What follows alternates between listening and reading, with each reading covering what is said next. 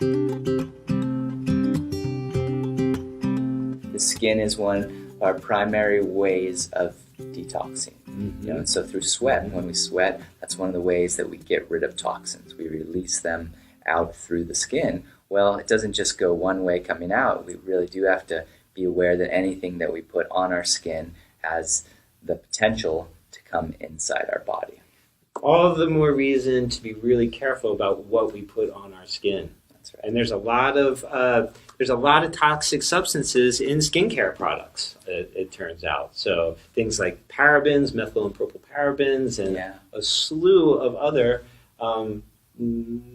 toxic compounds that are in our skincare products. Yeah, this is an issue that's, I think, really big, and it's going to come out more and more. And the shame in it is that most of the time when we're putting on skincare products, whether it's sunscreen, lotions, we're doing it with a good intention. People are doing it because they're like, okay, this is something that's going to protect me.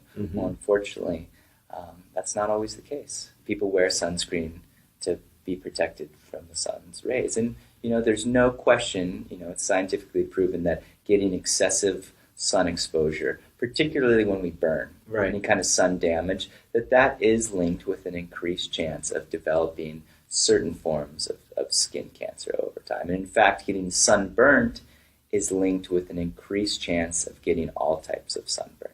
Oh, how about that? But if we take a little step back, it actually gets a little bit more interesting, because just getting sun exposure, total amount of sun exposure, is linked with getting a couple types of skin cancer, the basal cell carcinoma and the squamous cell carcinoma. However, sun exposure on its own, as long as we're not burning, is not linked with an increased incidence of melanoma.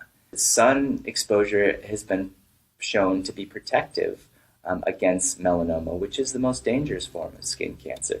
And in fact, office workers, people who are always covered up and don't have regular sun exposure, have a higher incidence of developing melanoma.